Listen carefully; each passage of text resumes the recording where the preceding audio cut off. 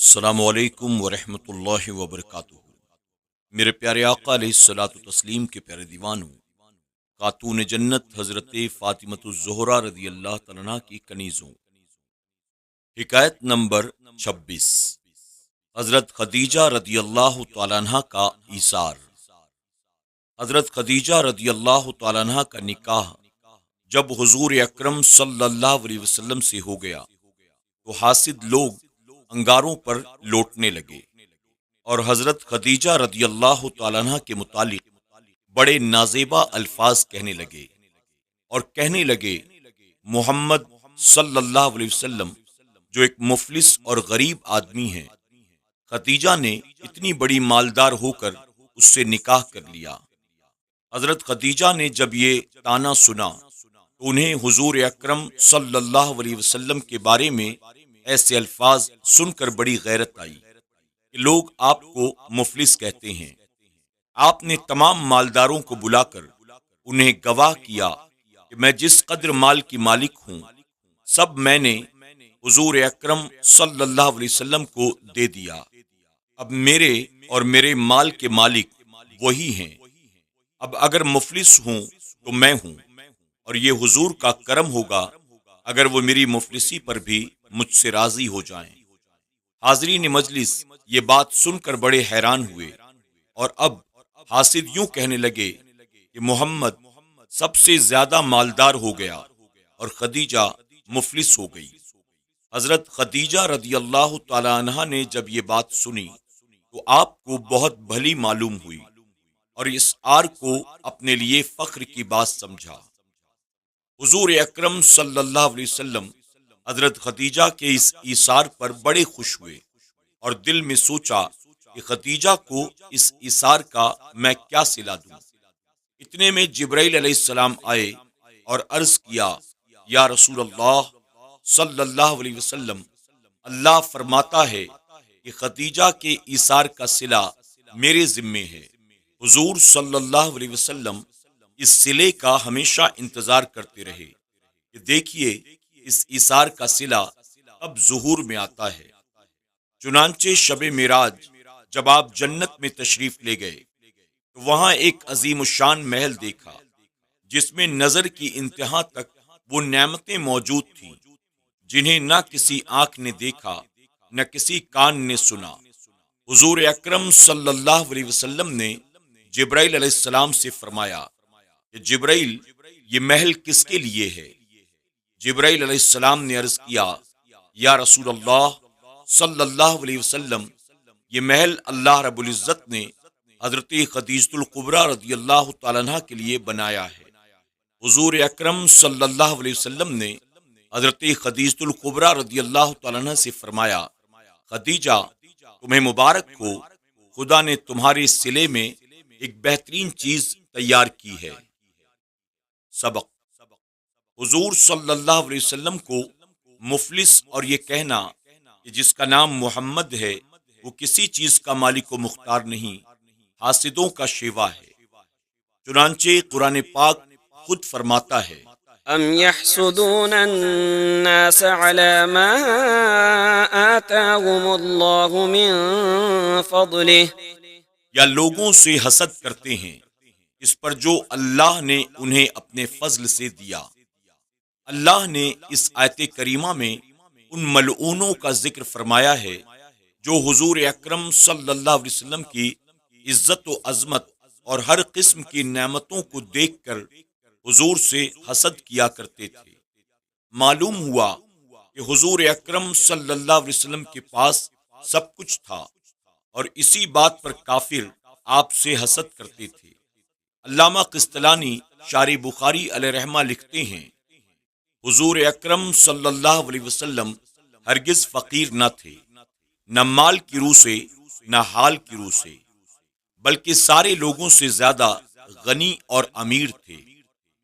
غور فرمائیے، خدا تعالیٰ جسے فرمائے کہ خدا نے تمہیں حاجت مند پایا اور غنی کر دیا، جسے کوئی دنیا کا بادشاہ غنی کر دے اس کو سب کچھ مل جاتا ہے، تو جسے خود خدا تعالیٰ غنی کر دے اس کے پاس کچھ نہ ہو، اپنا ایمان یہ رکھیے جو اعلیٰ حضرت نے فرمایا، مالک کونین ہیں گو پاس کچھ رکھتے نہیں، مالک کونین ہیں گو پاس کچھ رکھتے نہیں، دو جہاں کی نعمتیں ہیں ان کے خالی ہاتھ میں۔ الغرض حضور اکرم صلی اللہ علیہ وسلم بِإِذْنِ خدا کے سارے خزانوں کے مالک ہیں۔ یہ حاسدوں کا عقیدہ ہے کہ آپ کے پاس کچھ بھی نہیں۔ ام المومنین حضرت خدیجہ الکبریٰ رضی اللہ تعالیٰ عنہا جو سب مومنوں کی ماں ہیں، انہوں نے صرف اپنے سارے مال کا بلکہ اپنی جان کا بھی حضور صلی اللہ علیہ وسلم کو مالک سمجھا، اور یہ ان کی تواضع تھی کہ مالک کونین کے نکاح میں آ کر اپنے آپ کو مفلس کہا۔ حضرت خدیجہ سے زیادہ خوشبخت امیر اور عظمت و دولت کا مالک کون ہو سکتا ہے؟ جس کے خود حضور ہو گئے ہیں، اس کا زمانہ ہو گیا۔ معلوم ہوا کہ سچا مسلمان اور ام المومنین کا سچا بیٹا وہ ہے جو اپنا تن من دھن حضور پر نچھاور کر دے اور حضور کو اپنی جان و مال کا مالک سمجھے۔ بزرگوں نے تو یہاں تک لکھ دیا ہے، جس نے اپنی جان کا حضور کو مالک نہیں سمجھا، اس نے ایمان کی حلاوت ہی نہیں چکھی۔ اور آج کل تو حضور کو مالک کہنا کہ بعض لوگ شرک بتاتے ہیں، مگر سچ بات تو وہ ہے جو اعلیٰ حضرت نے لکھی، میں تو مالک ہی کہوں گا کہ ہو مالک کے حبیب، میں تو مالک ہی کہوں گا کہ ہو مالک کے حبیب، یعنی محبوب و محب میں نہیں میرا تیرا، یعنی محبوب و محب میں نہیں میرا تیرا۔ یہ بھی معلوم ہوا کہ حضور صلی اللہ علیہ وسلم آپ کے محبوبوں اور آپ کی مجلس پر خرچ کرنا جنت میں اپنے لیے محل بنانا ہے، مگر بعض ایسے بد نصیب بھی ہیں جو یوں کہتے ہیں، لا تنفقوا على من عند رسول الله حتى ينفضوا، کہ ان پر خرچ نہ کرو جو رسول اللہ کے پاس ہیں یہاں تک کہ وہ پریشان ہو جائیں۔ یعنی یہ لوگ وہ ہیں جو حضور کی ذات پاک پر تو کیا، ان کے پاس والوں اور ان کی طرف منسوب محفلوں پر بھی خرچ کرنے سے روکتے ہیں۔ اور یہ آیت سورہ منافقون میں سے ہے، جس میں منافقوں ہی کا کردار بیان کیا گیا ہے۔